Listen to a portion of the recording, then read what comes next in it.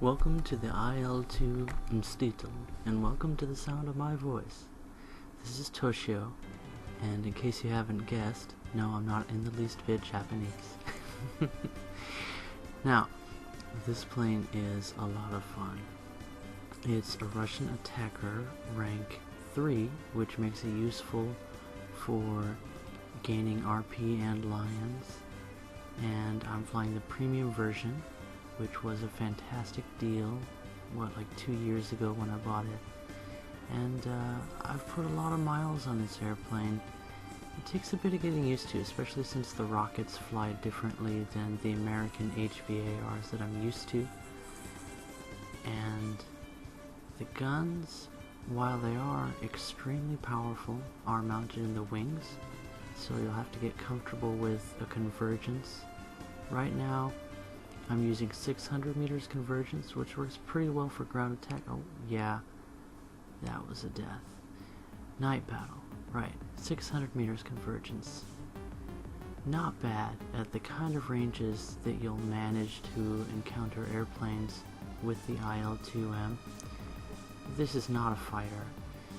It's a ground attacker, and it's a fantastic one in that role.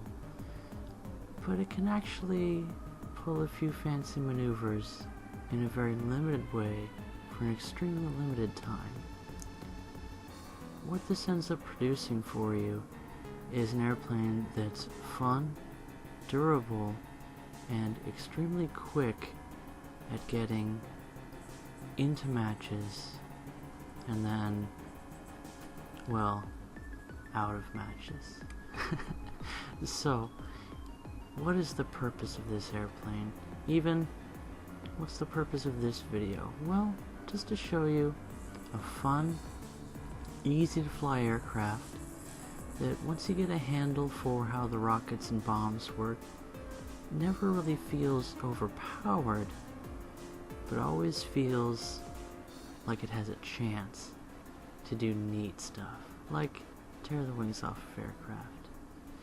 And with the new addition of the first-person camera for single-seat gunner positions, like those found on the IL2m, you can explore a more immersive gameplay, not that a person flying a Charizard-themed IL2m cares all that much about immersion or historical accuracy.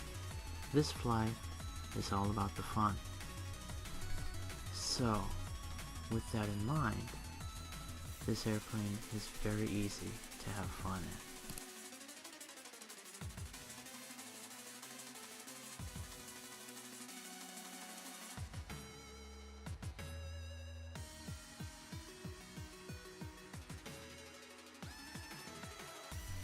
Because the baby woke up.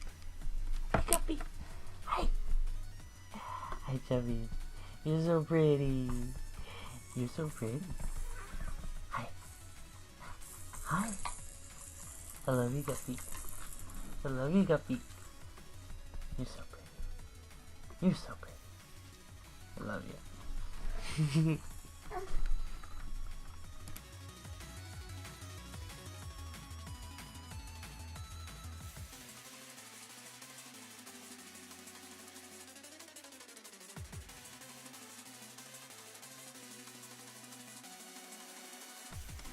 Now, where was I?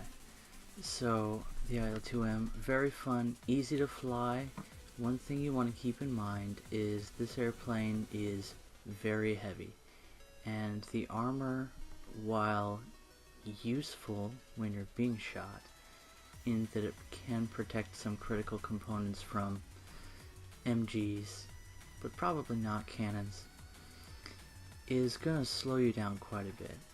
But as you can see, I've pulled a reversal on this P60, what is that, P61, the Black Widow, and set him on fire quite nicely. We'll just pretend that a teammate didn't swoop in 20 seconds later onto that burning airplane and finish it off for me.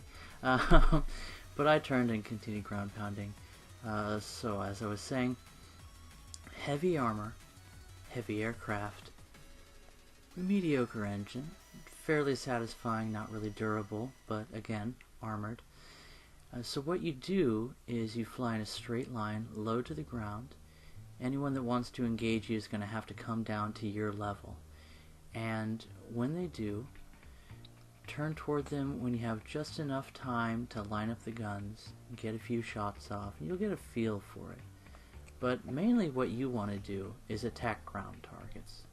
So it's as simple as lining up the airplane in a reasonable attack angle, like so, firing off your ordnance, and oh dear, we seem to have encountered a mast. And while Russian armor is quite strong in the game, it's not as strong as the ship mast apparently, which I'll give it that. So, flying out again. There's no naval targets to attack this time, but that enemy P-63 Air Cobra took some nasty hits from my cannons, and I do believe he goes down for a kill. Being my only kill in this match, I think. But more look at the first-person gunner. Really fun, gotta say. It's hard to get used to it, and like I said, the armor not gonna save you, but it does make life a little bit easier when you're attacking ground targets. Especially in certain updates to the game when anti-aircraft fire becomes especially powerful. You won't feel the pain so badly as, say, the new XA-38 Grizzly, which is this really cool plane with a truly unfortunate damage model that makes it sort of allergic to everything that comes toward it in the way of anti-aircraft fire. But the IL-2 has no worries. If you're head-on with somebody, life is good. They've made a mistake. They did a dumb. Down they go. If you can line up the guns with this thing, and again, don't try too hard. It's sort of a one-trick pony when it comes to dogfights. You have about 3 or 4 seconds of maneuverability, and then you become the world's heaviest pancake. But again, if they let you, if they ignore you, or if they take your maneuverability for granted, they can pay the price fairly quickly. Those cannons do work. And the end result, both satisfying and cinematic. To sum things up, IL2m, worth the purchase if it's on sale. A lot of fun. Good way to grind for silver lions in the game so you can afford new vehicles. Good way to mix things up if you're used to air-to-air combat. It's nice to fly out an attacker that doesn't see too stiff of competition. And you will, of course, being on a Russian team, have a lot of low-altitude fighters to back you up, which ends up making this a very fun and a consistently performing aircraft to fly in RRB. It's been a pleasure. Pull up. Bye-bye.